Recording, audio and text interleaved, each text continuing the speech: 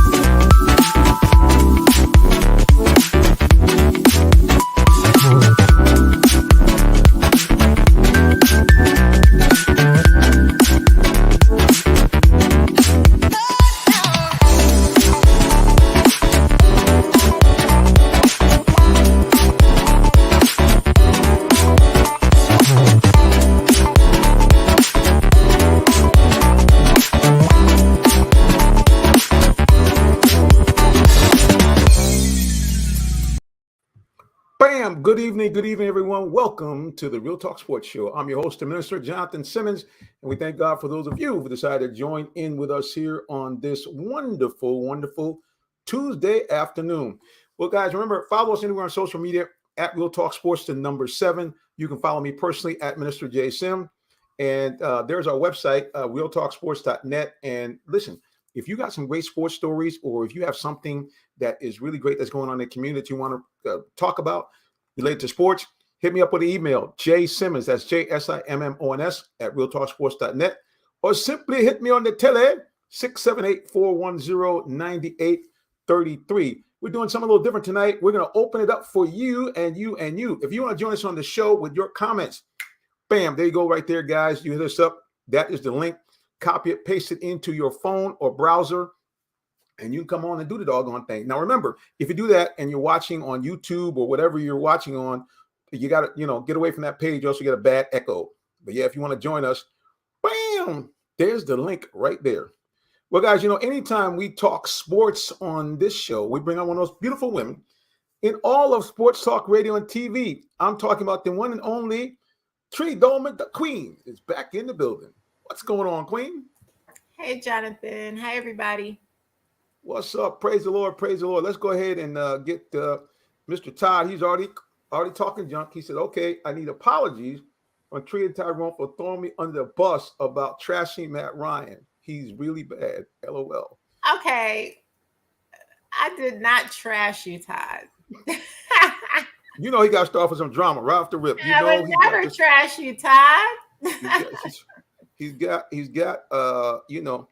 get right to it and, talk some junk. So that's Todd right off the rip. Yeah. We know how he does it. Well, the other thing, we got lots of stuff going on in the world of sports. We got some breaking news.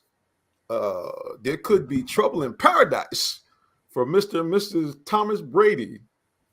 Uh-oh. So we might talk a little pinch about that. Just that news is floating around out in the atmosphere. Also, we want to talk about some more serious topics. Again, trying to review and talk about the NFL and their policy after the tremendous hit that the quarterback from Miami Dolphins, Mr. Tua, took. And, it was really kind of scary, his reaction after that hit. I thought the guy was in serious trouble, which he might be. So we'll talk a little bit about that as well. But we got some good news here in Atlanta. The Braves are just a game away from clinching. And so when we talk the Braves, we bring in the man himself, pop culture and sports, the one and only Brian L. Jones in the building. Brian, welcome back, sir. Thank you so much for having me on. Jonathan Tree, how are you? Good. How are you? Like the I'm pretty hat. good. Oh, thank you. Appreciate it. Let's get that hat. Let me zoom in on this here. Here we go. Bam. Dun, dun, dun, dun, dun. He got the dun, dun, dun, dun, dun. Yeah. But yeah, Yeah. the Rays are doing it. Does anybody have a score yet of the game? Brian, do you have a Yeah, it's update on tied this? up. Yeah, it's tied at 1 at the top of the 5th. Okay. 1-1. How about the Mets? Do you So know? the Mets played a doubleheader. They won the first game 4-2, and the second game starts probably in about 10 minutes now. Okay. All right. Well, at the end of the day, either a Braves win or a Mets loss means Mhm. the Bravos clinch. It's Yeah. a wrap. That's it. Well, like I said, there's some news floating around here. I don't know, Brian, if you got a chance to watch Tree. I watched your face when I said it. It seemed like you might have seen it. Did you see the impact of the hit on the quarterback from Miami, Tua, who had already had a concussion before playing just 4 days later on Thursday night? What do you think about that hit, and what do you think there's going to be any potential change in policy, by the NFL after seeing that? Yeah, I think that's something that they'll look at. I got a chance to watch the hit. I got a chance to watch the hit on Saturday or Sunday when Dolphins took on the Bills, and the fact that they let him back in was an interesting move, and then the fact that he suffered another head injury, a very serious one, on Thursday night. I think the NFL and the NFL Players Association is going to take a long, hard look at concussion protocol and everything that comes with it. And I know he's not playing, obviously, in next week's game. I'm not sure if he'll play at all for the rest of the season. I know Christopher Nowinski, who's a former WWE player or a WWE superstar who suffered a serious head injury when he was competing. He is a head specialist, has written about a book about concussions, and he said that he shouldn't play at all, or at least for the rest of the year, or shouldn't ever play for the Dolphins again. So this is going to be a very interesting situation and a very interesting story as it goes forward, because players, NFL players specifically, do get concussions quite a bit, and some of them are not diagnosed. So I remember, when Brett Favre was playing, Brett Favre said he had hundreds of concussions. When he was playing, the coaches would ask him if he's ready to play, and he would say yes, and they would just let him back in.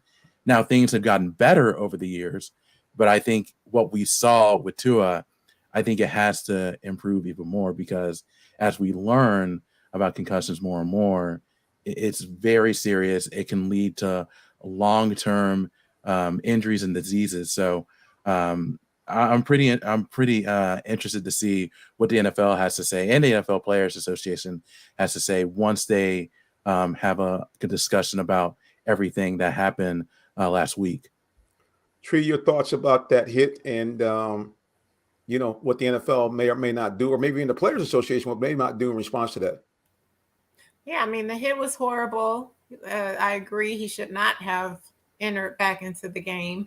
And then to have them play on Thursday, I mean, what were they thinking? Clearly, they were not thinking. They were only thinking about getting a W and not his safety and his health.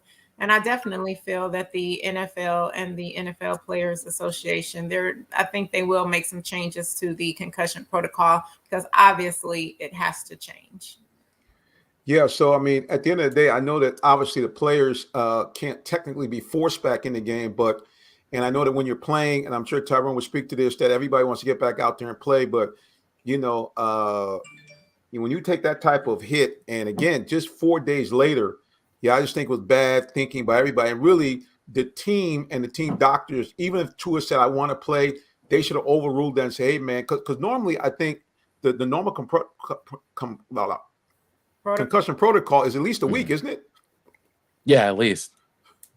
Yeah, so that right off the rip just doesn't seem right to me. So the NFL is really walking a tightrope here in how they're operating. And again, I know that the Players Association get involved. I think, if I'm not mistaken, I saw a headline that the Players Association fired the they have a third party doctor that does analysis. He was fired, I believe. I saw that. He was, yes. So, but still, I mean, we talked about this on previous shows. Even the idea of playing a Thursday game is, it just really doesn't make sense, because if you talk to any player, current or former, they'll tell you it takes almost a full week to recover from the Sunday before. You think It about doesn't how take many. almost a full week. It takes over a full week. So the players Yeah. aren't even recovered when they play again. So let me just say that. And I mean, your husband played, and you've been around, all these Hall of Famers, and so you already know, and you talk to other wives, and it's Yeah, just. and I have a lot of friends that played in NFL even before I met my husband. Yeah. Yes, I mean, I understand again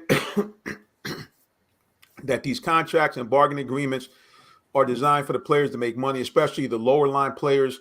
So I understand to make a lot of these agreements, but you're going now. You got a 17 game season. They're talking about an 18 game season. You're playing Thursday night. Now you're playing not only the Thanksgiving Day game, but you're playing a Christmas game. I mean, where does this all end? It doesn't seem like it because Yeah. I think the NFL is all about making money. They see an opportunity and they're going to take it, especially with the Christmas situation. Obviously that's been the NBA's day, but with the Yes. NFL saw an opportunity and they're going to take it by having a couple of games on that day as well. And thank you, Brian, for saying that, because that's what I'm wondering. Because honestly, on Christmas, I'm watching basketball all day. Right. There's games literally on from morning till night, and I love it. So now we're gonna have NFL games. Ooh, I mean, I love NFL and I love NBA, but I love NFL a little more. But depends on who's playing. Yeah. But we'll see. But yeah, I can't be mad at the NFL with that though. We do know that the NFL is the number one watch sport in our country. So, like you said, they're going to capitalize on it. Yeah, but at some point, I mean, it's just greed. I mean, and again, Yeah. and here's the thing. This is all negotiated with the players. So it's not like we can just blame those dirty, greedy owners.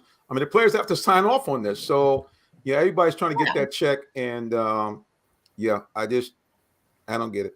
Well, I'm not going to really talk about this long because I never like to kind of get involved with gossip or familial problems, because I think family is very, very important. But evidently, and if you remember, Tom Brady did take some time off during the preseason.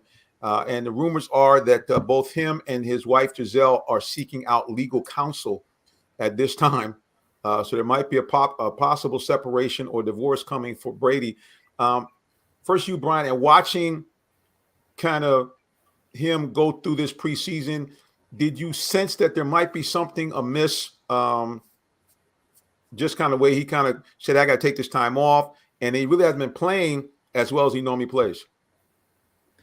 Yeah, I think this all started, and there's been different reports from different outlets when it comes to this, when he decided to retire in February only to unretire in March. And I think that reportedly has led to these marital issues that's going on now. I think we first heard about it at the beginning of September when Giselle left the country, go to Costa Rica because they have a home there. And then as you learn more and more about their situation, I think this has been something that's been going on for months.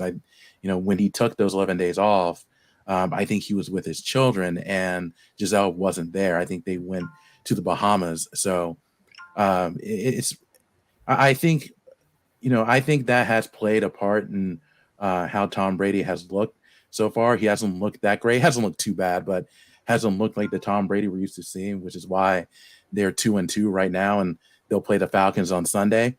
But I think from what I understand is when it comes to that legal counsel, this has been something that has been developing for the last few weeks, and it looks like a divorce is heading in that direction. But we'll have to wait and see what happens. I think from what I've heard from multiple outlets, they've gotten to arguments like this before, but they've always made up. So hopefully they can work things out because they've been married for over 10 years. They have 2 kids together, and then Brady also has a 15-year-old son with Richard Monahan. So hopefully things can work out. We'll just have to wait and see what happens. See, how important is it, for any athlete or any person that matter, when you're trying to get some big things done, to have, kind of some family bliss? Yeah, well, I mean, we know that things with family, they can affect everything that we do, but I'm just very sad to hear that they're having problems. And especially the reports saying that the reason that they're having problems is because he decided to come out of retirement. To me, being a wife, I can't understand that. So I feel really bad for Tom Brady, because one thing, when you are a partner and you're married to somebody, I understand that for wives who their husbands are still playing. Now, I always tell everybody, I got the best part of my husband. He was retired. He was not playing when we were together. We spent all day, every day together. So I can't tell you what it was like for someone playing, being with someone. I have friends who were wives to husbands while they were playing in the NFL. And I know that it does take a lot of time. But when you are a wife or a husband, you are that support system. You should be their number one supporter. And just like I would tell my husband, I may not always agree with your decisions, but I will always support you, because you always have to do what makes you happy. And that's just what I have always told my husband, and always stood by it. So if that is the reason that they're getting divorced, my heart really hurts for Tom Brady, because I feel that his wife should really support him in his decision to come back out of retirement. She may not have liked it. She may have wanted more time, but she could have waited one more year or two more, So to me, I can't see not supporting the person who you love and you're there for, because you would want them to support you in what you want to do in life.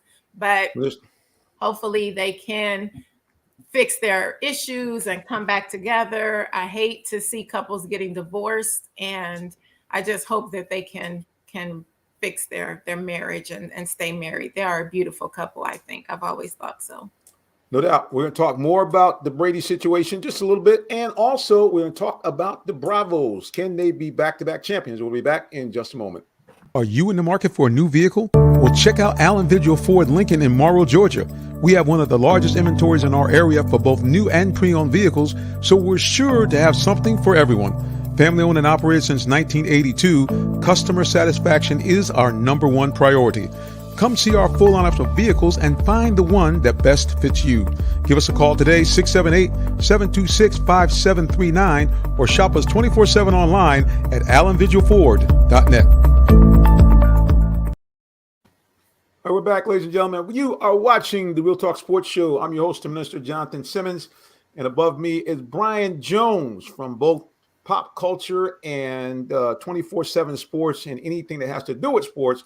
Brian Jones is right in the middle of it. And, of course, the queen herself, Miss Tree Dolman. Listen, guys, anytime we talk sports, we have the beautiful people, we have the knowledgeable people, and we have a champion. Not one, but two-time Super Bowl champion. He played for over a decade in the NFL, and he is a member of the Fort Valley State Sports Hall of Fame. He's an all-around good guy. Mr. Tyrone Poole is back in the building. Tyrone, welcome back, sir. Hello, everybody. How we doing? Miss Hey. And Brian, Jonathan, everybody watching and listening. Hope everybody's well wherever you are. We are well, sir. And glad to see you well there, kind sir. We're wrapping up just a little bit here. We're about to shift into the Braves. I'm sure you might have heard the news that there was a little bit of marital discord with Mr. and Mrs. Tom Brady. And I was asking Tree and asking everybody, how important is it, man, that you have a stable home life, Tyrone, when you're trying to actually, play a sport or do any high-level business? This one here, man, I'm like, I think only the people who can answer this question about what Tom is going through or what he and his family is going through are people who actually are on that platform. It's almost like asking somebody who's never been the president of the United States or been a CEO of a country or a company to ask them a question about something that they do not have any experience with.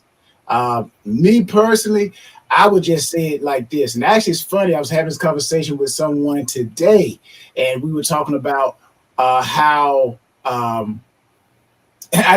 wish we could actually take this whole segment, this whole show, and talk about what I talked about. That was very, very informational. But again, just for shortness of the conversation, I know Giselle. Like I said, I haven't read anything, haven't been in their business. I don't quite know anything about it. I'm just speaking generalization here. She had a career. She has a career. Okay. He has a career. Both of them are high maintenance careers. Okay. So you get two high maintenance people coming together. All right. I don't know. She may be feeling like, hey, you know what? I've held off of my career because I have read stuff where she says she wants to get back into what she was doing. Okay. So Tom, what he does, you know, he is not only just a football player, but they're considering him to be like the best person to ever play the game. So he still has life after football that most football players probably would never experience, but only those who have had that opportunity. So most guys play and then boom, they go do something else. But Tom, he not only will have something greater to go to, but it's going to take more of his energy and what he has to give to maximize. So that is where I say people, anybody, I don't know, anybody made any responses or whatever, you know, not you guys, but anybody, period. I guess you could say you guys, but that's why I say you got to know that atmosphere before you can actually question it or give an answer. And I'm just talking in broad here. I don't know what was said, but that's just me. You can't speak on something that's general. You're speaking from a general level, but you're talking about somebody who's on a very high level. And you don't know what they go through, what they have to deal with, but you're taking your little ordinary situation and trying to attach it to an extraordinary situation. And some of the basics will be the same, but then everything else, you have no reverence. You just can't have no reference to it because you don't understand it. But anyways, it was a great conversation, man. I even told him, in my opinion, the conversation I had, when I think someone should get married, if you're a high profile person versus when you shouldn't, because there is a difference when you should get married, when you're a high profile person, and when you should wait to get married. Don't let people go tell you should get married at 25, 30. You got to understand your situation before you bring something in, because if you don't, I'm telling you, we'll mess it up. So that's my long confusion storyline. But tell you, I went in depth with that thing. It's just funny you talked about that. I haven't even read the story about Tom and Giselle, but being in that atmosphere, I'm telling you, man, anybody who has not been in that atmosphere, if you don't know what it's like in that atmosphere, man, you don't understand.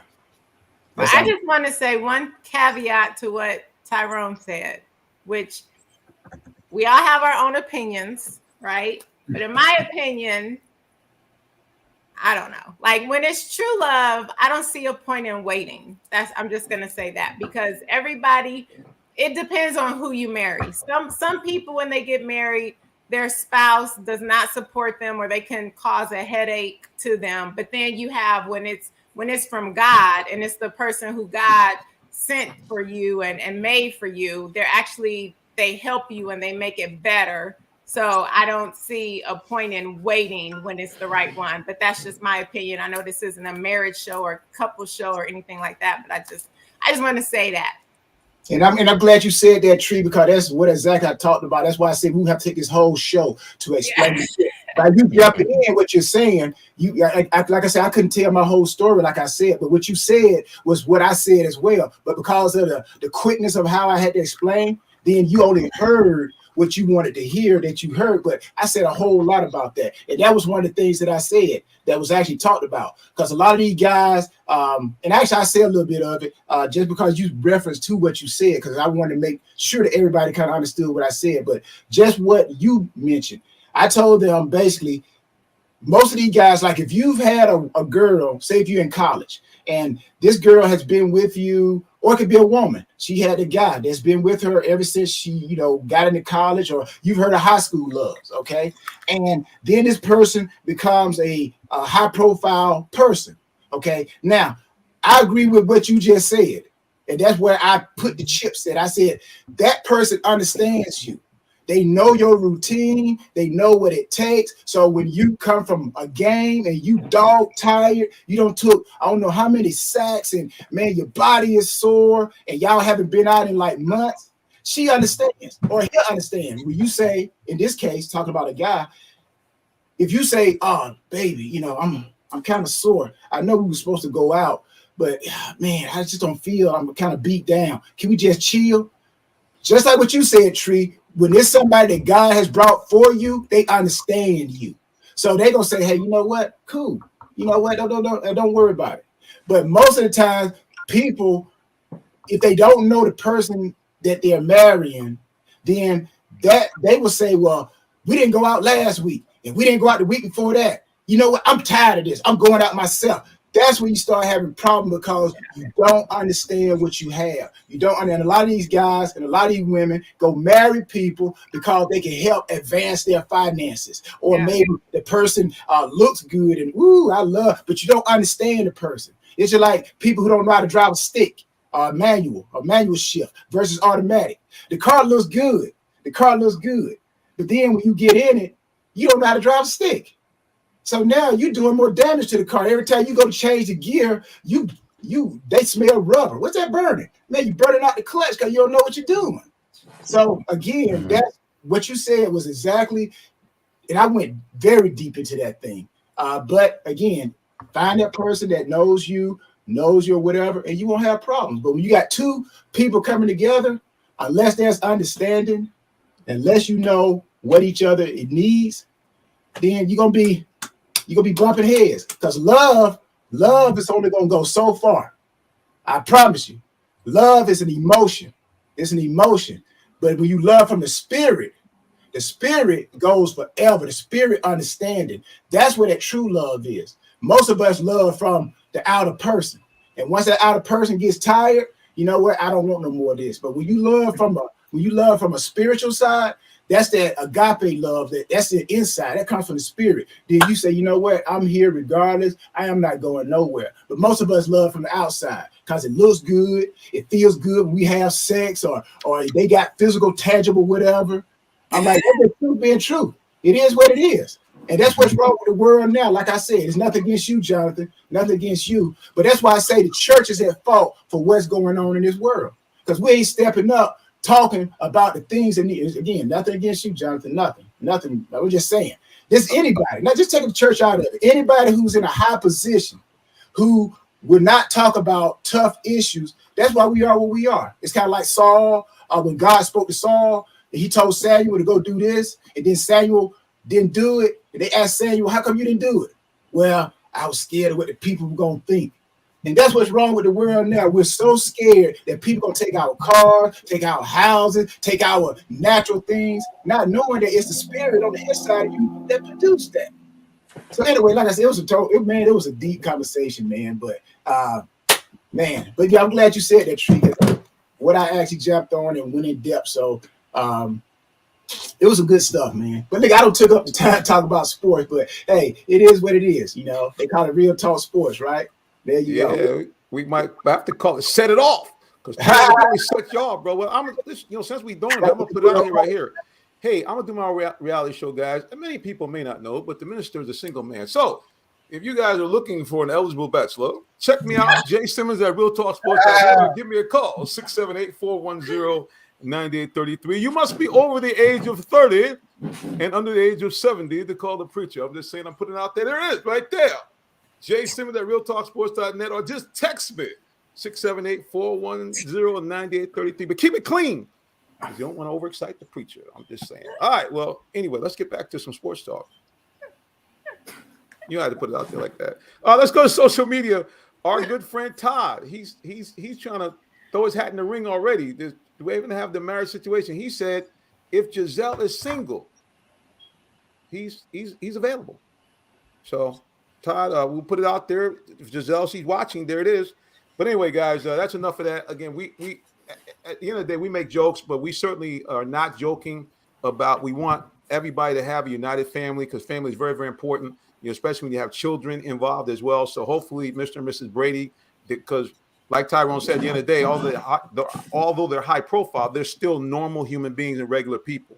And Tree mentioned that as well. So we hope and pray that everything goes through and they're able to get this resolved sooner rather than later. Speaking of resolve, we about to have a resolvement of the NL East Division Championship, as the Braves are just one game away. Brian, what's been the key for the Braves this season, man? Because think about this. We were on this show a couple of months ago, and the Braves were 10.5 games out. What's been the key, Brian? Yeah, they really turned things around in June 1st. I think the Dodgers are the only team to have a better record than the Braves during that span. And I think it's been a number of things. I think, when it comes to the rookies, Spencer Strider and Michael Harris, I think those guys played a big role in the Braves' success over these last few months. Michael Harris is going to win NL Rookie of the Year. He just won NL Rookie of the Month for the third time. He's won it for the month of September and August. So he's a shoo-in for that. Spencer Strider, hopefully you get him back for the start of the playoffs. He has an oblique injury. The Braves are pretty cautious with that. So that's why winning tonight is important, so they can win the NL East, take that week off, get some rest, and be ready to go for the divisional series. And I think the emergence of Dansby Swanson, this is a contract year for him.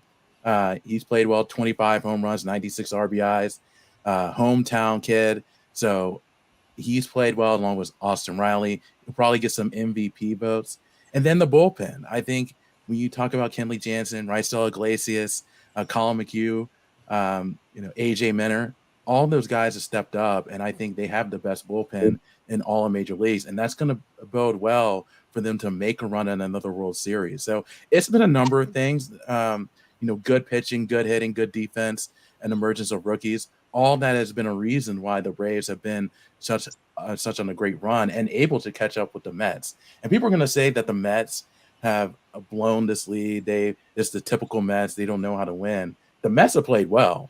The Braves have just been playing out in this world. So that goes to show you how good both of those teams are. Both of them are going to make the playoffs along with the Phillies. So the NL East has been pretty strong this season. But it looks like the Braves are going to win the division for the 5th consecutive time and be the first team in Major League history to win a division title 5 consecutive times in two different periods. So the Braves have been playing well, and hopefully they can keep it going.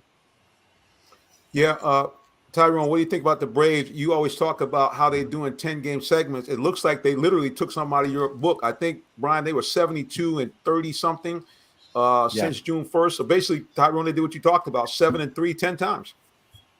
Again, when you have been around winning, you know what it takes to win. And the principles and the formula is still the same. You got to win more games than you lose. All right, they're just point blank. And, you got to let your players do what the players do best. And the Braves, again, they are champions from last year. Let's not forget that, okay? So they know how to win. And champions, they know when to turn it on. Yeah, you want them to turn it on for the whole season. But again, let's remember, that's a long season. All right, it's 162 games. All right, so now they know it's nearing to the end, and you're seeing that championship understanding and principles come together. Now they're beginning to turn it on, and hopefully they go into the playoffs on fire, and they can do another repeat and bring it home as champions. So again, when you've been around the atmosphere of winning, you know the formula. There's a time to turn it on. Just like in football. I know we haven't gotten to football yet, but that's why people were asking me, hey, what do you think about like the Dolphins? I said, Hold on. Wait. I hate to cut you off, but hold that point. We got to go to a break really quick. We'll be back with more of the Real Talk Sports Show, and Tyrone Poole telling you what it takes to be a champion for 2 times. Did you know that Allen Vigil Ford in Morrow, Georgia also has Lincoln? Over 35 years of using the Vigil Touch to provide excellent customer service, works hand in hand with the Lincoln Motor Company to provide a luxurious and seamless way to acquire your next luxury vehicle. Lincoln has an array of full-service complimentary owner benefits. These benefits include hospitality partnerships, service pickup and delivery, all which can be accessed through the Lincoln Way app. You can even contact the 24/7 concierge to have someone assist you. Come and see our great inventory of new and pre-owned Lincolns today. Call 678-364-7345 to make an appointment with one of our brand champions or shop 24/7 online at allenvigillincoln.net. We're back, guys, here to take a quick break to give some sponsors some shout out. Yeah, so Tyrone is telling us about what it takes to be a champion, especially be a champion twice. Yeah, well, no, I just finished up real quick. Thank you, Jonathan. And Brian understands this. Tree understands this. Anybody understands what I just said. You gotta measure it out. Amongst the season. And I was closing when I said that basically people would ask me, they were asking me, what about the Dolphins? The Dolphins, barring injuries. And I know we're not in the football segment, but I'm just making a principle. I told them, I said, you know what? Check back in with me at week 10. Week 10, check back in with me, because there's a lot of teams, they come out the gate running. Just like the New York Marathon. You got some of the PD, they rushing to get out when they say go. And then those same people who rushed out fast, them jokers come across the finish line 2 days later. So, but the ones who know how to run the race, they say, okay, I'm gonna let y'all go ahead and bump each other, knock each other down, and I'm gonna step over you, and then I'm gonna busy build myself back to the front. Kind of like the Tour de France. Hey, it's a pace setter, man. You got to pace set yourself. So that's what the Braves have done, and they hopefully will bring home another title. Yep, they definitely look good. And Brian, a guy that was really kind of eviscerated in the press by a lot of people. How about Alex Anthopoulos turning from being the villain to many people saying he's the best baseball executive in Major League Baseball right now? Well, I think that started last year when they made the trade for Jock Peterson. Adam Duvall. He made some trades to get some outfielders because they were dealing with injuries. So I think it started there, and the fact they were able to go on that run without Ronald Acuna, Eddie Rosario as well. He won the NLCS MVP. Jorge Soler won the World Series MVP. Alex Anthopoulos made those trades, and I think from there people started to really notice what he was able to do. And this year, while he didn't make any big trades, he did make some significant moves. Raisel Iglesias being one, bringing up Michael Harris, Spencer Strider as well. Vaughn Grissom, that was another call up. So I think he knows how to push those buttons to get the Braves going, kind of like what John Schuerholz did for so many years in the 90s. I think that's been a big reason why the Braves have been so successful over these last 30 years. They just had good management and good general management as well. And the fact that they've been able to continue to win with the injuries they have dealt with. They haven't had Mike Soroka in 2 years, and he's not going to come back until hopefully at the beginning of the 2023 season. And you don't have Freddie Freeman.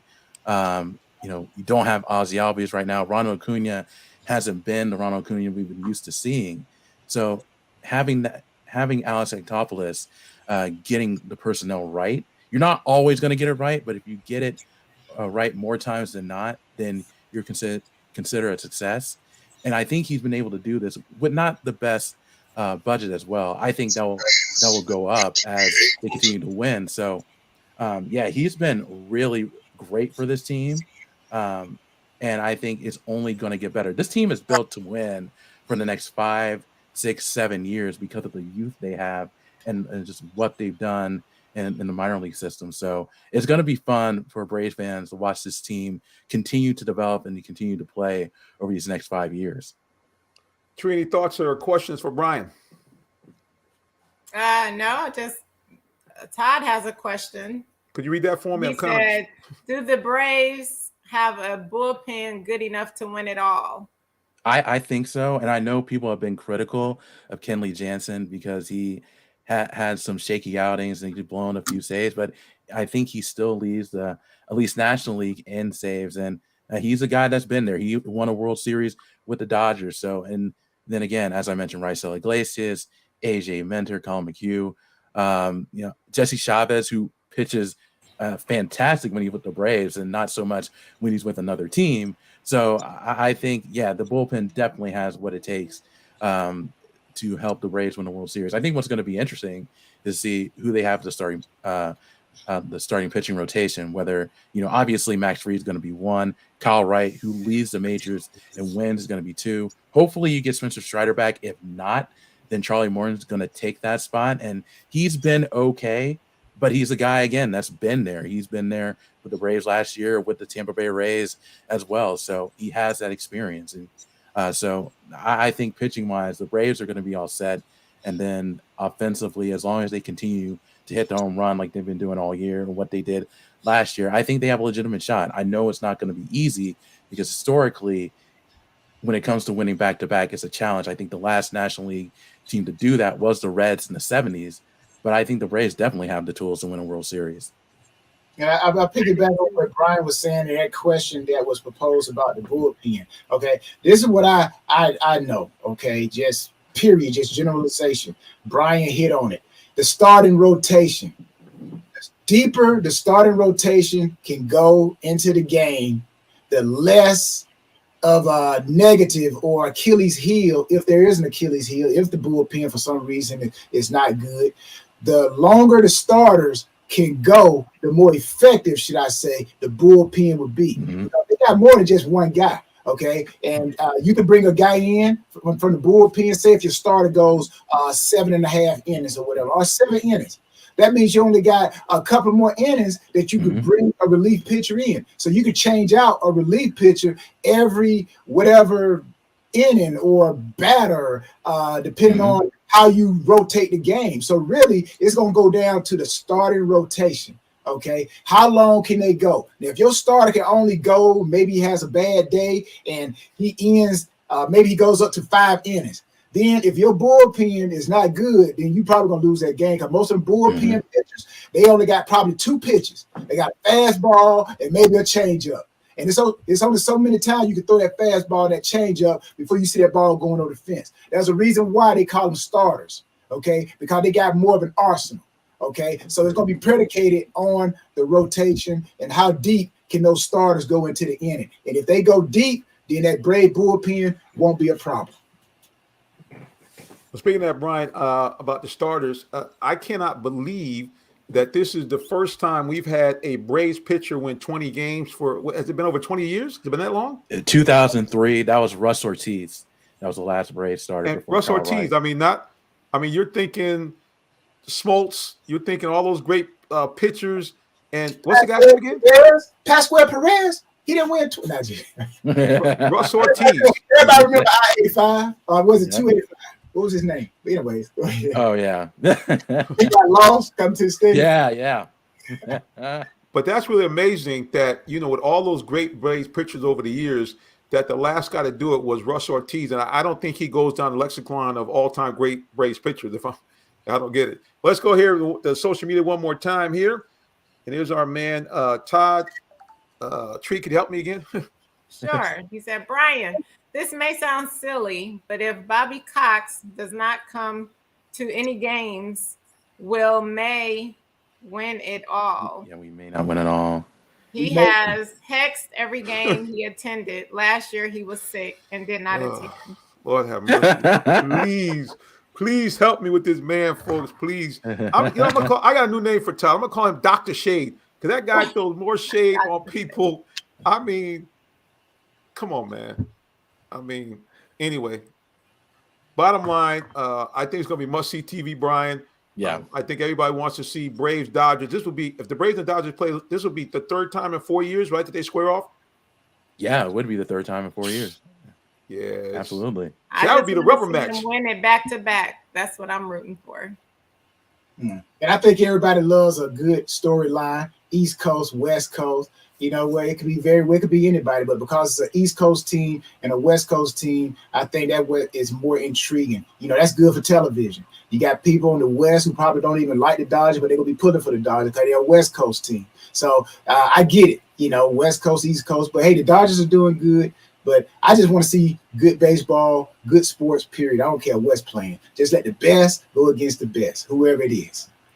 And the fact that Freddie Freeman plays a factor in this as There's well. a storyline, baby, right there. That's the biggest storyline. That's the storyline. If it comes to the NLCS between the Braves and the Dodgers.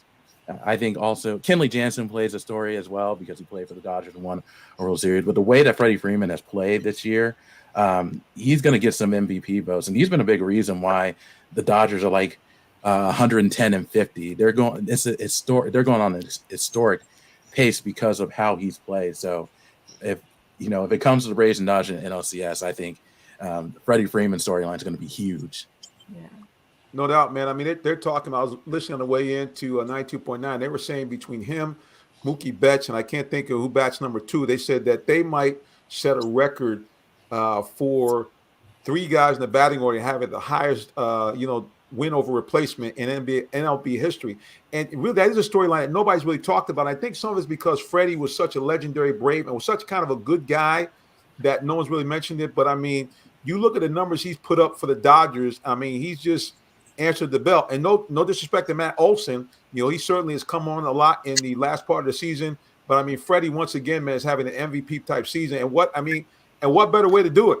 To say, hey, listen, you might have traded me too soon, and I'll see you again come September. So yeah, that's really going to be the real storyline. If those guys play again in NLCS, the first time that Freddie comes out in Atlanta, it's going to be epic.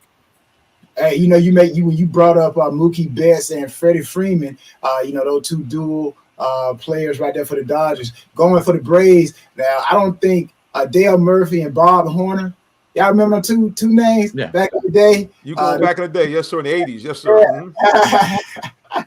Throw that in there, a little bit of Braves history. Those are some bad boys, man. Matter of fact, a lot of people may or may not know, but Dale Murphy has a sports called Murph's right there, literally down the road from the stadium. So if you guys want to check out some Braves history, go in there, check out Murph's Sports Bar. It's right there in the Galleria Center. Some phenomenal photos and memorabilia in there, so check them out. And every now and then you might see number 3 himself pop in and join you for a beverage. So yeah, bottom line is these Braves teams, this team, a lot of people are thinking when healthy, even without Freddie, this could be amongst the greatest Braves teams of all time, especially if they can win back-to-back, because those Braves teams in the 90s, no disrespect, 13 straight Eastern titles, I think, Brian, with those Braves 14 straight division titles, Right, but they were able to only win 1 World Series in all those times, especially in that run from 95 to 2000, where a lot of people felt they should have been able to do what this Braves team potentially can do, win 2 or 3 World Series. So yeah, man, we're right in the middle of history, no doubt about it. So speaking of history, we got to let people know about the history of Brian Jones on social media and website. So Brian, you know how we do it. The floor is yours. Well, I appreciate that, Jonathan. You can find me. I'm the sports and entertainment writer for popculture.com. You can find my work at popculture.com or popculture.com/sports. Got some good stuff coming up. Specifically, I got to talk to the cast of the Disney Plus series Big Shot, good basketball drama series starring John Stamos and Yvette Nicole Brown. Also, recently got to talk to the cast of the Mighty Ducks Game Changers, so be sure to check those out. Big Shot, those stories will be up next week on popculture.com and popculture.com/sports. You can follow me on Twitter. That's at Brian Jones _93. And on Instagram, that's at Brian _L_Jones. There you go, right there. Brian Jones, the guy that knows what's going on, both in the pop culture and the world of sports. Brian, we thank you for joining us, and we look forward to having you back with us again real soon. Thank you guys for having me on. I appreciate it. We'll see you later. Hi, Brian. That's Brian Jones. The other guy is really, he's in the middle of it. I mean, he interviews some great people, and like you said, both in the world of sports and in the world of pop culture. Well, I don't know if we're going to get into pop culture, but we're about to take a break. We'll be back with more of the Real Talk Sports Show in just a moment. Don't go nowhere, please. The day has arrived. It's time to let more people know about your business. You have the right marketing plan and the messaging in place. But do you have the right messenger? Good advertising and promotions need a professional sound so the message can be clearly understood. Don't leave your brand image to chance. Let our team of voiceover experts at CME lend you a hand. Give us a call at 678-304-8121 to find out how we can partner with you to give your business its voice.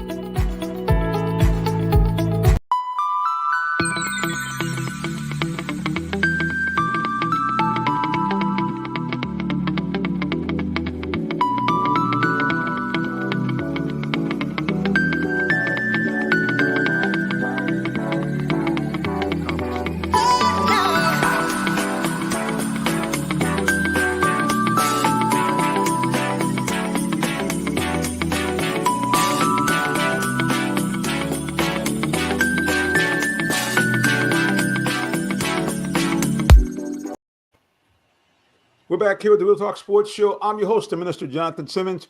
Right next to me is the lovely Miss Tree Dolman. And right beneath us is the champion, Tyrone Poole. We're going to talk a little college football and then shift to the NFL. Guys, it was a happy weekend here in Atlanta because not only John, if I ever get opportunity. So yes, sir. Yeah. We're gonna come on back to you. But I gotta give a shout out to the team that gave me my very first credential when I started doing sports.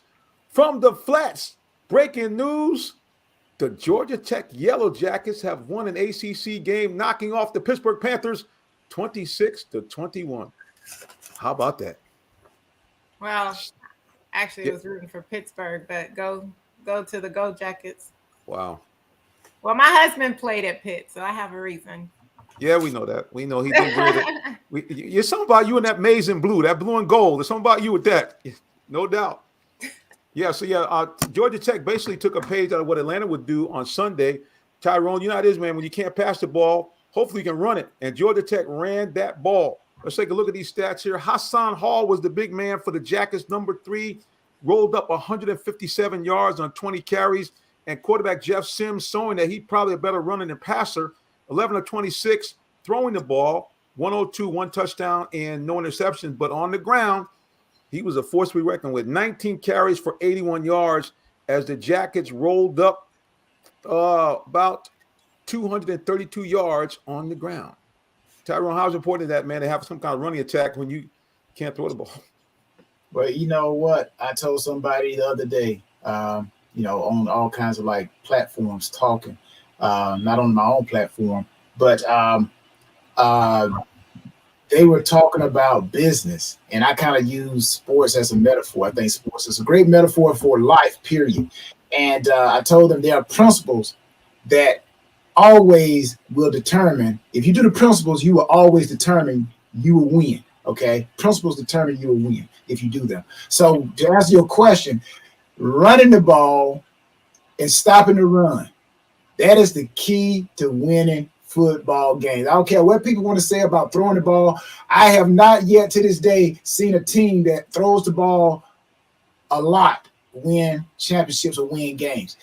The run sets up the pass on offense. And on defense, you got to stop the run and be able to play man-to-man defense. You win championships. That is the formula for winning. And that seemed like that's what Georgia Tech did, in my opinion. No doubt, brother. They did it. They kept the ball on the ground. They found they were ineffective passing. And what it did was, even though Pittsburgh had over 400 yards of total offense, just like we see that limited the number of times that Georgia Tech's defense had to be on the field. So, yeah, it was a double-edged sword. So, very, very exciting. So, Tree, what do you think? Georgia Tech, they got a shot to do something. Now they got to win under the belts. One win doesn't make a big difference. So I'm not going to go that far. It really just depends on how they start playing now that they have a new coach and they have to get the team in gear and figure out what is going to be their team motto, their team mission, how they're going to do things. So it's good that they have this first win under their belt, and we'll see how it keeps going. But no, I'm not going to get excited just yet. Well, I think I would get excited. My opinion, I would get excited, Georgia Tech, because they're not used to winning, so to speak. To a point, I'm not saying, let me take that back. They're in a situation where they want to win, all right, and win consistently. And then when you come right off the bat and you get a win, then I think it sparks a little bit of enthusiasm and interest, and the players tend to want to give more effort at practice, and because they want to see this thing turned around. It's almost like I'm gonna kind of go off the grid here. It's almost like a woman who has never been in a real marriage. So we talked about marriage and all that in the beginning. A woman who has never been or haven't had the opportunity to taste what a real marriage or a real man looks like or feels like, and then when she get an opportunity to experience a good date, it sets her off on fire. So I think Georgia Tech is one of the situations where they want to win, man. They just don't want to be known as the other team in Georgia. But I agree with Tree as well. One win doesn't make a whole season, but man, it will create a California fire. Hey, Tyrone, I don't know what y'all talked about in them earlier shows, bro, but that seemed to be like the theme of the night. How you talking about a woman, about them fire. I mean, real talk sports, right? Right. And listen, I might have to take some lessons. We have to write some of this stuff down. Hang on a second. Look, I got to look out for myself. I'm getting up in age now. I got to get the hookup. So let's put this Oh, my down. So, okay, goodness. the excitement for the woman that could create a California fire. Okay, got it. All right, that's all I need to know right there, boys. We can wrap it up, and we'll see y'all next week. I'm about to go ahead and apply this out in the streets. So long. God bless. No, okay, anyway. Well, there you go. It's a point well taken. We'll, like I said, it's in the notes now. It's in the notes, especially the thing about the California fire. That's the one right there. You know how in California now, all it takes is one Hold spark. up. Now let me get it straight. Hang on. One spark to hit that ground, and man, you got a big fire that's burning up California. I lost my collar on that one, baby. Yeah. So also what I'm saying is dry. That land is dry. It's dry. So that one spark will create a fire. So the same thing when you not winning as much, one spark, one win could create a California fire. That's why I said like with a woman. And Tree probably agree with me. I don't know, but a lot of women out there probably will. If you haven't been in a situation and you've always been in a bad situation, when that one guy comes across and show you that one good date, it sets you off. It sets you off. And vice versa, a guy too. Maybe he dealt with, some women and he come across a good woman, it sets him off and he really want to be a better man just because of that spark. So yeah. I'm feeling the fire right now. Hold on a second. Let me get myself straight right. Hell, I'm telling y'all, if y'all want to bring the fire, the preacher is now available. Here is my information one more time. Here it is. Hit me up. Because like the song, like Peebo said back in my day, I want to feel the fire. Oh, okay, anyway. Hold on. I got too excited. Oh, let me get right. Okay. All right. Back to Real Talk Sports, y'all.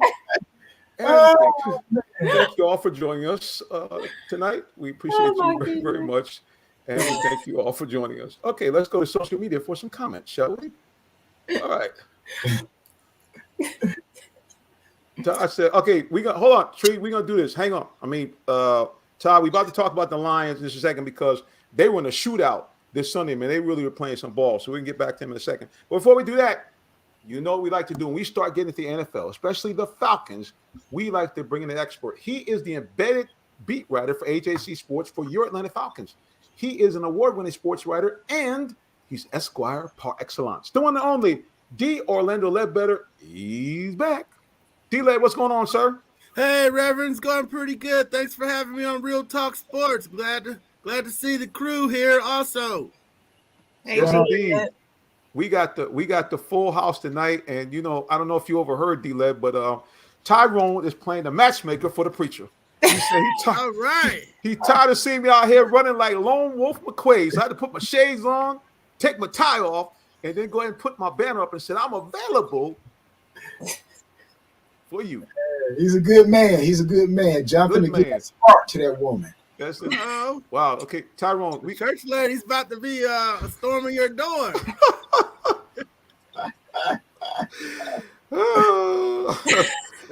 Y'all are rare form tonight. I got some pies and cakes and everything. Oh, Lord have mercy. I will admit I did not expect none of this tonight. I'll tell you that right now. All right, let's go to my man Todd real quick, and then I think he's got a question for you, D-Led, already. Tree, while I get myself together, could you read that question for me, please? He said, D-Led question. Make a roster spot for Deion Jones. Now he coming on injury reserve. Nate Landman. That'd be pretty easy. He's the fifth linebacker, the undrafted rookie out of Colorado.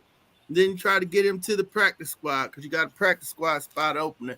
I was more worried about Isaiah Oliver, who I don't know if you I was thinking one of the older safeties for Marlowe or Eric Harris for Isaiah Oliver's spot. So, they got they got 5 guys that are on IR and eligible to return. And that's Dion Oliver, John Fitzpatrick, Jalen Mayfield, and Marlon Davidson. Yes, that's pretty good group there. I mean, at the end of the day, say again, who do you think would be the guys that are most likely to come off there first? Coach said Oliver on Monday when we talked to him. Dion's folks thought he'd be ready to start the season, so I can't imagine him being that far down the road. The big question mark is Marlon Davidson and how bad that knee is. He keeps having problems with it, and they got to decide if it's worth keeping him moving forward with him at some point. Yeah. So I mean, what did you think about that game as far as do you feel that we really are starting to see a team that could potentially be a 10-win team? Well, Reverend, they've done a great job here early in the season to get to 2-2. But the next 4 games are Tampa Bay, San Francisco, Cincinnati, and then Carolina. So, the next 4 games would be real important. I don't think you can say that they're a 10-win team given the play of the quarterback. They've been winning in spite of the quarterback. And I don't know if you could sustain that over 17 games. At some point, he's got to help the team, at some point. Although that was a nifty throwback across the field to get him in the field goal range and so forth. So he makes plays and he doesn't make some plays. So that's what we're living with here in the post-Matt Ryan era. Well, what did Job say in the Bible? The Lord giveth, the Lord taketh away. I'll say that about Mariota because he did make some great plays. Even that high snap which he bobbled, I mean, that could have really went bad. And he somehow was able to get to his senses enough to get the ball in his hands, not get strip fumbled, and throw the ball away so they didn't lose largest. So but that's how he is, man. Like you're like, go Marcus, oh Marcus, go Marcus, oh Marcus. It's just up and down with that guy all the time. Let's go ahead here. I think social media. We got another question from our good buddy, Mr. Todd. Tree, can you help me? Because I don't know where my glasses are again. Sure. D-Led. Ritter can do better than 97 yards a game. We need to see that we have, and we need to, I guess that's supposed to say, we need to see what we have in Ritter. What we have. Yeah, you do, but you're 2-2 right now, getting ready to play for first place. So you want to put the rookie in now? I don't think so. Coach doesn't think so. So, I mean, while the season's in progress, I'm fine with them playing Mariota and, continuing to teach Ritter and put him in practice situations and so forth. There'll be a time, there's a time, place, and manner. We used to have to learn that in law school. Time, place, and manner for everything. Certainly, there'll be a time, place, and manner for the Falcons to play Desmond Ritter. Tyrone, your thoughts or questions for D-Led, sir? D-Led, in order for the Falcons to keep this streak going on, I understand passing, running. I was telling the guys, Jonathan, Tree, and everybody listening, that the old formula for winning games or winning championships: run the ball on offense, stop the run on defense. Defense play man to man, and on offense, the run sets up the pass. Now, what can teams do to really kind of end this streak, so to speak, with the Falcons from an offensive standpoint? What do you see that, hey, if a team were to stop this or pick up on that, then the Falcons would be in trouble? Yeah, well, you would stack the box in the run game and dare Mariota to beat you. That would be the formula to beat the Falcons. We got a team coming up that can do that. In the past, Tampa's been pretty stout up front and been able to shut down the running game and try to make Matt Ryan beat them. They won the last 4 meetings. So we're going to see with Cordarrelle Patterson out if the young guys can keep it going. The Falcons are 4th in the league in running the ball, 168 yards a game. So if they can keep that up, they're going to be in a lot of these games here. As long as they're not one-dimensional. You definitely don't want to get one-dimensional against the 49ers because we saw DeMeco Ryans unveil his blitz package last night on the Rams, and we don't want to see that in a couple weeks. So, that would be the formula. Tyrone is to, shut them down, stuff the run, and make Mariota throw the ball to Pitts and London to beat you. And let me ask you another question. Talking about the Falcons able to run the ball, stopping the run. Mm-hmm. Am I the only one, or Falcons having trouble to stop the run. So even if they're able to do something on offense, they really can't do anything too much on defense. Kind of like counteractive. We can run the ball, but we can't stop the run. Is that a true assessment? Yeah, that's a problem. Tyrone. They're playing classic bend but don't break defense, where they're getting gashed right out the bat, and then they adjust. They've been adjusting from there. They let Cleveland get all the way down to the 2. Then they decide to send the safety blitz and drop Chubb in the backfield for a 2-yard loss. Ended up getting a red zone stop. Had another nice one when they got down to the 1. It ended up Cleveland got to the 1 and the 2 with and only got 3 points out of it. You can't do that. Coach Kevin can't do. You got to run the ball and get them last couple yards and close out the drive. So the Falcons or to be commended, because I don't think you can sustain that, stopping people at the 1 and 2 all year long. That's not gonna do it. So at some point, they're finding what works for them.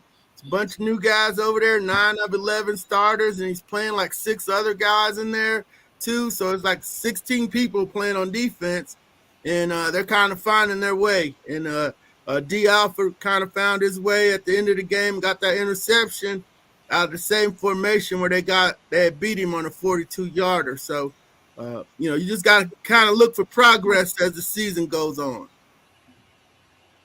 Speaking of that, D-Led, you talk about those 16 individuals. I mean, there still seems to be a little bit of problems, and we saw it a little bit against Cleveland, and we see it why a lot of teams end up picking up first downs. Tyrone talked about this last week, how the Falcons are very bad in getting off the field on third down. It seems like Pease is always trying to run some other kind of packaging late. Is that something that you see an improvement in, or is it still a work in progress?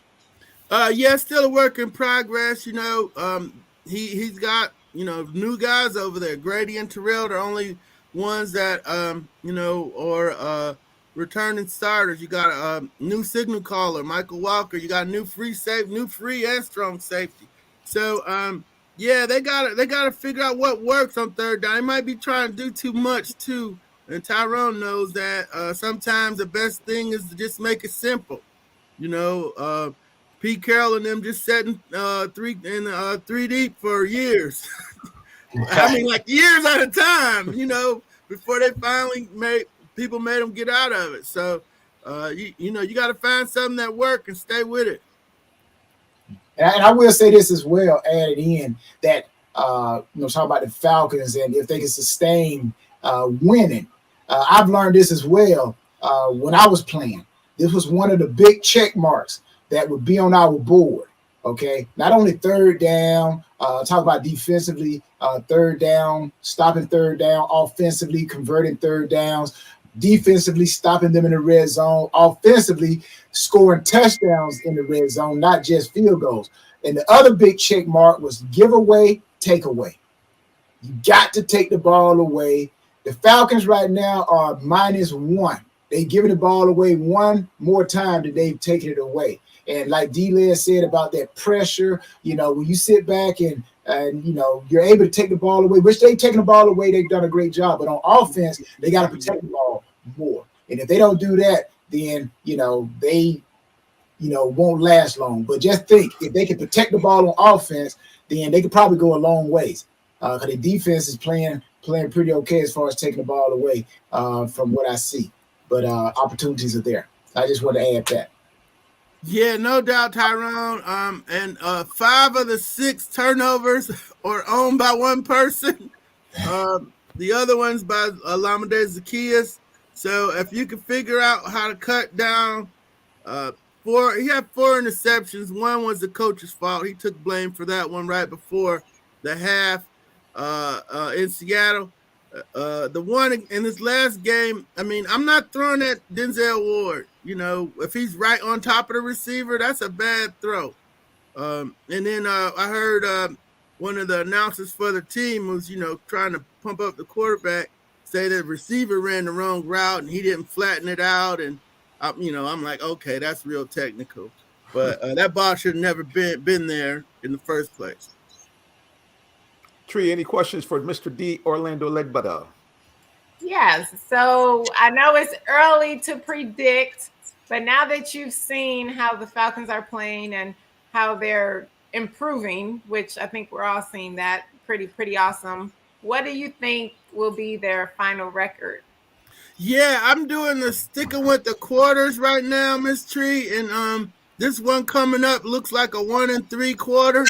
Mhm. So that would make them 3-5 at the break. So you double that, then you got 6, maybe 7 wins there. Still at the 6-7 win mark for them. Unless you could tell me they're going to beat Tampa Bay, the 49ers, or the Bengals. I can't. They might do it. They might pull it Yeah, off. they But might. They nobody might. had them beating the Browns. So Yeah. if they end up 2-2, then you just bump it up. Then you 4, you at 8. Then you're trying to get lucky and get a couple more, get up to the Reverend's 10, and then we'll find him a bride. I got a question for D. Lee. This is a non-Falcon question. Of course, everybody watches the Real Talk Sports. The Philadelphia Eagles. How real are those Eagles? Yeah, I haven't had a chance to sit down and watch them, but been following Jalen. Of course, we all have down south been following Jalen for a while. So you happy for him? I'm thinking folks are gonna catch up to them, but they got some weapons around them, no question about it. Antonio Brown, or not Antonio Brown, AJ Brown. Woo, I was gonna mess that one up. Yeah, AJ, and then Devontae Smith are doing it, and he's got the tight end, so he's really comfortable in his flow with what they're asking him to do, and so they got a lot of weapons. And I think the Eagles are legit, not just the smoke and mirrors type deal. What do you think about my Detroit Lions? Oh, they're so hard luck. I couldn't believe they lost that shootout.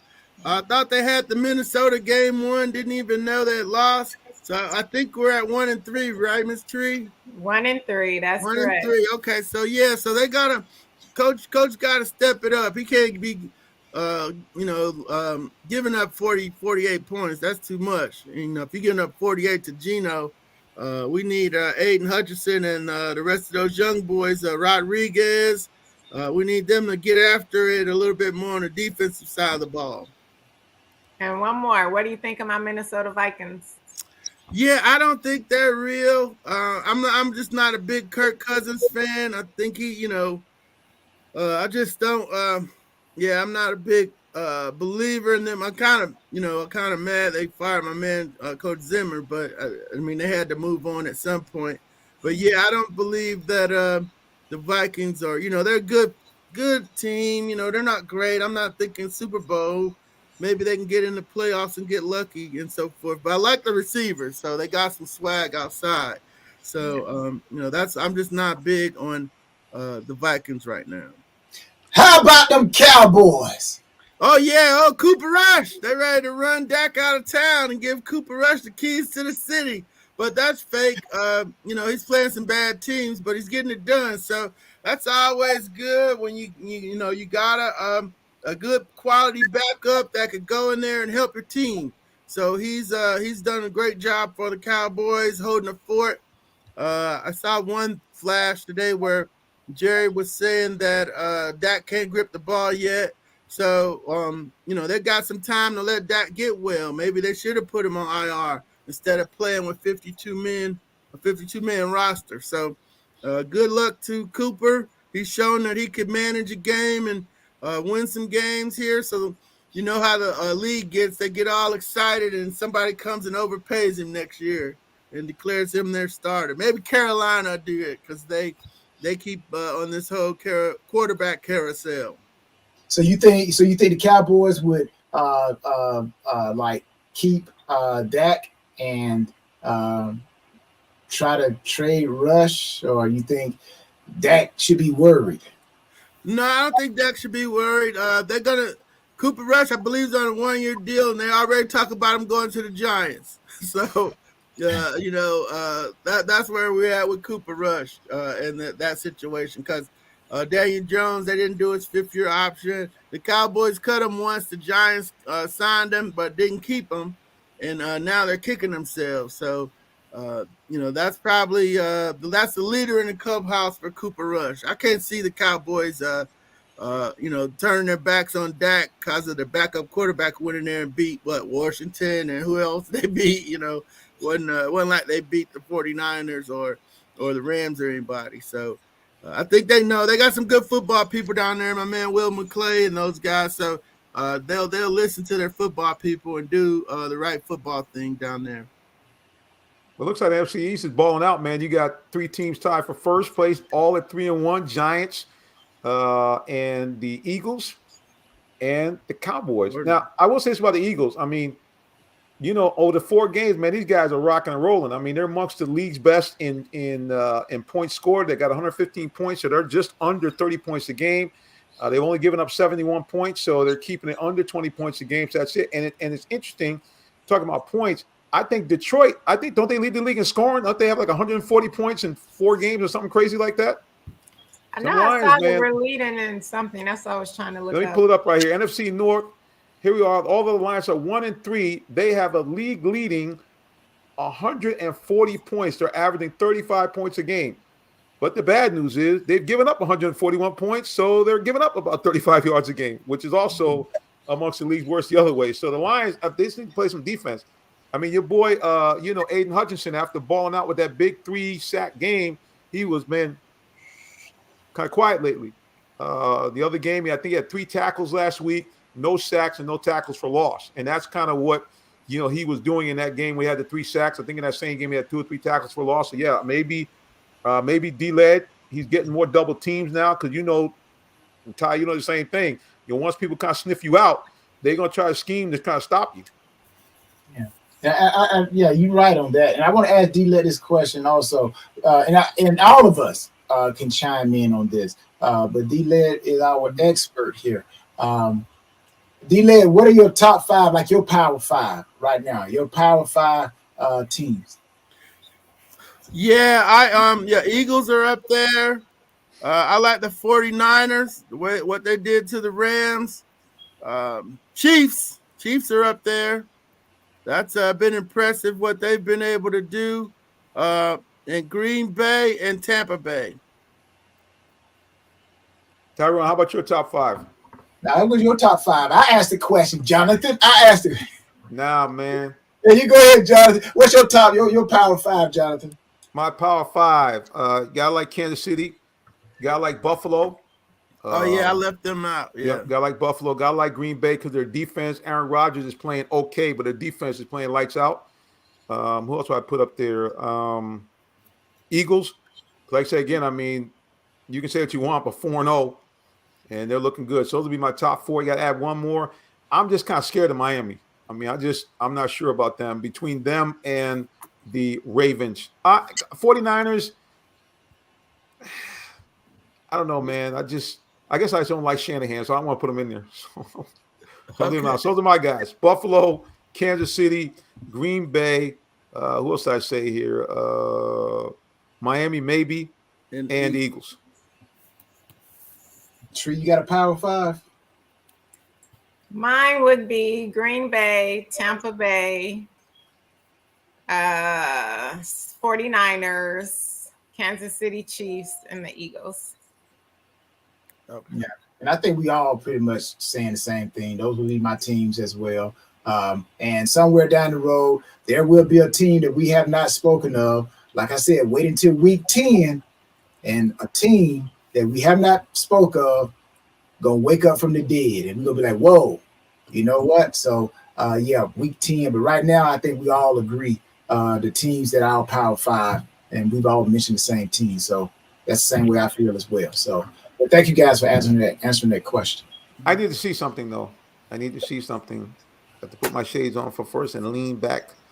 I know it's early. I know it's only 4 games into the season. We're barely a quarter of the way, but I was told that every week I would see a banner, the wins and losses, and bam, there it is. I do believe I see now 2 W's. Yes, you do. Yes, you do. So the Falcons are 2-2. So I know you're happy about that extra win there. And then I'm also going to put up my Lions. Put it up. Yep. who Yep. are 1-3. But that's okay. It's not how you start; it's how you finish. And we're going to get some more W's on there. We've had some games that we lost close, but it's still a loss. And then I'm going to put up my Vikings, who have the best record of all of us, in 3-1. Okay, Skull Vikings. So there you have it. So yeah, as promised, you get to see it every week. Hey, wasn't there a question or a statement or something said about that the Jacksonville Jaguars will win more games than the Lions? Yes, Todd said that. And actually, Todd put something up earlier, too. He said something. What's he saying here? The Falcons are that team, Tyrone. Watch out. Yeah, I that don't team know will about wake up in the bed. Everybody be like, whoa, we thought they were done. Hey, you know what? That statement that Coach Smith made, oh, man, watch out for that statement. They're going to probably come back, and if the Falcons do well, he's going to probably bring that statement back. Oh, y'all called us dead and called us for the whatever that statement he made. So I'm pretty sure he probably got that cut out and probably pasted on this board somewhere. So yeah, he can't come at people after he lost though. It was a loss. They lost to the Saints. They blew the game. It was like he already had his mind made up that Yes, he sir. was gonna come after. It was like, dude, you lost. Why are you coming? You know, you do that after you win a game you weren't supposed to win. He could have did that this week. Right. Like who had us 2-2? You know, he could have did that this week. That's I'm gonna right. say one more Can thing. you put that comment back up that Todd put up about my Lions, and you said you were going to put it up later? Yeah, a second. Let's get it here. Let me go back here. I just want to say one more thing before I go to Todd. And with the 2-2 record, and with the problems in Tampa Bay with Mr. and Mrs. Brady, I just want to also report that as of today, the Falcons are in first place. I don't care if they fall out of it next week, but right now they're tied for first in the NFC South. That's all I gotta say. Okay, let me go back. I'm just saying. Let's go back to Mr. Todd. He was talking some junk earlier. Let's scroll all the way back to him. He says something about. Bob Johnson, look for that question. I got Yes, sir. D-led. Trevor Lawrence, do you think Doug Peterson is what Trevor Lawrence needed? Oh yeah, no question about it. Doug has been played in the league, but mostly a backup, but was the starting quarterback in Don Shula's big victory, record-breaking victory, moving past Hallis. So yeah, he's got a good track record. I saw some plays where he was holding the ball too low, and Hassan Reddick kept knocking it off of him last week. They'll fix that. But yeah, he's he definitely is the upgrade over the former staff. And there's our comment from Mr. Todd. What happened to your Lions? I will still do donation to the site. Well, thank you, Todd. And like I said, it's all right. We lost a few, but we're coming back strong. We're still going to win more games than the Jacksonville Jaguars. Well, Jaguars, I tell you, they do look good. And I think the other thing is, D-Let and Tyrone and Tree, you guys have seen, as much as we talk about Trevor Lawrence, how about Jacksonville's defense? They've been balling out. Yeah, they have been. So have my Lions. No, I mean, listen, the Lions have basically the highest scoring team in the league. So, I mean, we know they can score. It's just a matter if they can stop anybody, that's going to be the thing for them. They just need to get better defensively. If they can do that, yeah, your boy is going to be a force to be reckoned with. I don't know about this year necessarily, but, they're going to be right. And, yeah, look at Jacksonville right now has only allowed 67 points in 4 games. So they're basically giving up only about 16 points a game defensively. Yeah. So that's pretty stout. I still think my Lions are going to the playoffs. I'm still thinking it. All right. Well, hey, I got a question. I know this is just a random question here, but I know I think it's still every Tuesday, the teams bring players in to like work them out just to kick the tires. Was there any special person that the Falcons might have brought in, this week, last week, kick the tires around? Yeah, I haven't seen the list from today. I do know they lost one today. They lost Kyrus Tonga from the practice squad, 6'4", 338-pound nose tackle from BYU. He's going to the Vikings 53-man roster. And I saw on the internet where Will Compton was talking about, I don't know if it's real or not, or it was like looked like it might have been a joke and stuff. But yeah, I haven't seen the list on the transactions from the league office of who's officially visited today. Well, they've made the commitment. They said to constantly quote unquote improve the team. So I think we're going to be seeing that all year long, right, D-Les? Yeah, no doubt. And you got it's 9 players total on the injured reserve, 5 ready to come back. So they got to make some decisions. One of them we probably Vincent Taylor is going to be on there for the year. He blew his Achilles. Bo Brinkley's the long snapper from Tennessee. He blew his Achilles. But it was over the offseason sometime, so I don't know how close he is. He was working out in New York with the trainers. All the guys are working out. So between the 9 guys you got on IR, you got 5 that could come back, and then Patterson down the road, Damian Williams down the road. So that's 7 guys. So you're really playing with 60 players right now. You got 7 sitting out on the IR list. And I see where Todd said, how bad is Patterson? My history tells me it was a meniscus shave, but I don't know that. They think he'll be right back quick. So you don't come back quick from ACL tears or PCLs or MCLs, sprains, then you don't have surgeries for sprains. So,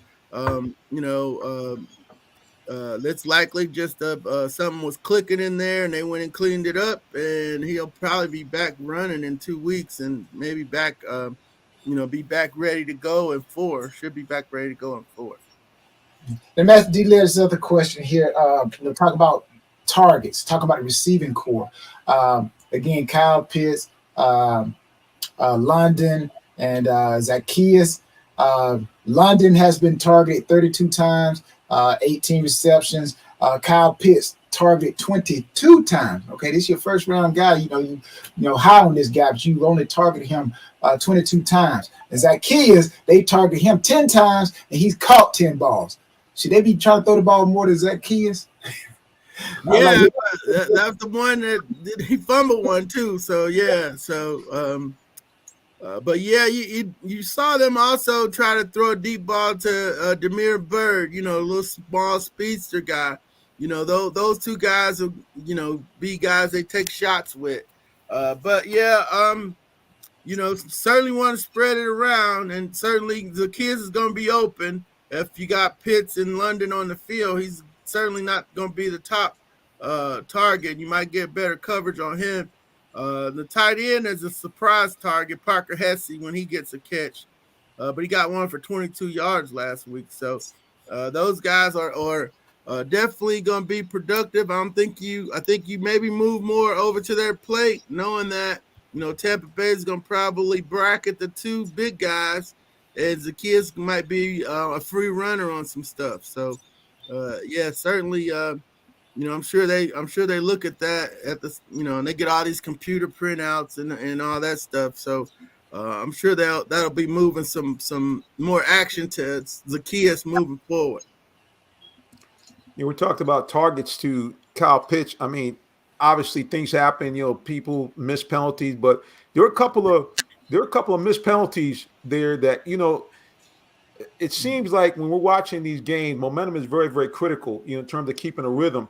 And there were a couple of times where there apparently was some, pass interference that wasn't called, and you kind of wonder if you get those calls, how would that keep Mariota maybe more in the flow, because he seemed to be out of sync really all of last week.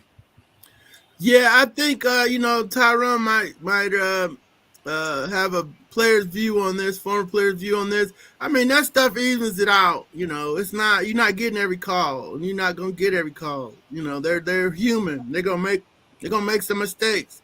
They try to reduce it with the replays and so forth. But yeah, I saw Denzel Ward grab a couple people in the end zone, but they didn't call it. So you keep playing, and you can't be like Jordan looking at the ref every time down the court talking about where's my foul.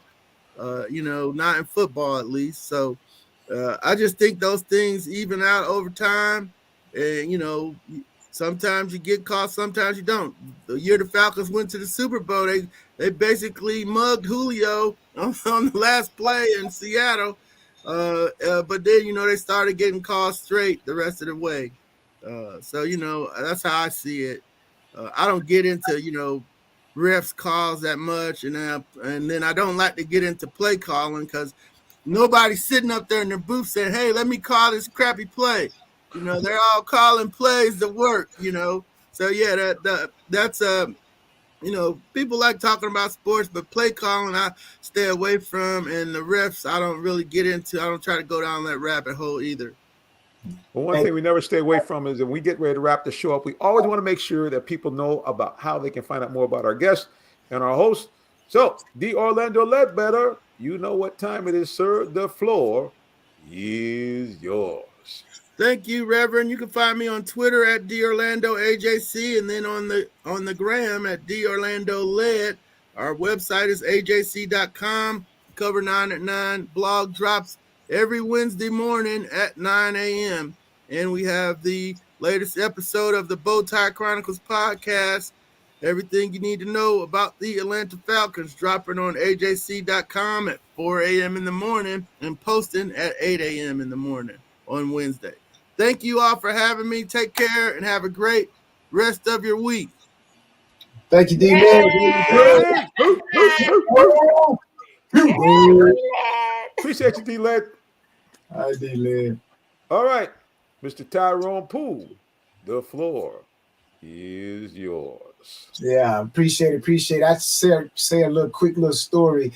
D-Led talking about the penalties, right? What I used to do when I was playing right before the game, I go find the back judges and I actually would go talk to them. How's the family? How you doing? And then what I would notice by me doing that, they would take a look and, see what my name and jersey, because I knew somewhere during the game, I was going to hold, I was going to grab. So when you get in touch with the referees and you get that like one-on-one, they're kind of like, hey, Tyrone, come on, man. I would have thrown the flag on you now. Come on, don't hold him. I'd be like, all right, I got you, ref. I come back and hold again the next play. But again, Tyrone Poole, 38, all social medias. There he is, giving you a tip on how to get away with a hold. Tyrone Poole in the building. Well, Tyrone, 1 second, too. I want to post this up here. Guy on social media has invited you. I guess he doesn't know that you normally broadcasting the games. But anyway, he's saying Tri-City's got a football game on Friday night. And he said he wants you to come on out and see him either in person or check him out and get the link. So, Tri-Cities, we watched them before. They got a good high school team. And, guys, we'll try to support them as best we can. Tyrone Poole, until next time, sir, God bless you. See you again. Guys, be good. Bye. All right, the Queen, Tree Dolman, the floor is yours. Hello, everyone. You can find me on all social media. Oh, you took down my Miss America International one. Oh, let me do that. Oh, darn it. Oh, I got your text. Well, anyway, so we'll talk about that. Yeah, I was saying I just changed the first one, not the other one. But so you can find me on all social media. I have changed not all social media because somebody took my Twitter handle, but I changed my Instagram handle back to Purple Diva 13. I've been Purple Diva 13 since I joined Instagram many years ago. I've been always called the Purple Diva since college and Purple Princess and all that. But anyway, so I'm back to Purple Diva 13. It just didn't feel right with the It's Latresa. So I'm back to Purple Diva 13. And on Twitter, I'm the Purple Diva 13. And also on Instagram, you can find me at Purple Diva 13 and Miss America International 2022. There it is from the Queen. Appreciate you, ma'am. All right, guys. I already done pitched myself already. I'm going to do it one more time. Remember, if you're looking for an eligible bachelor, no, let me quit playing around. Okay. we actually do appreciate you. And really, if you do have a great sports story, especially if it's something where someone's doing something, great behind the scenes, off the field or off the court, certainly contact us, Jay Simmons at realtalksports.net. That's JSIMMONS at realtalksports.net.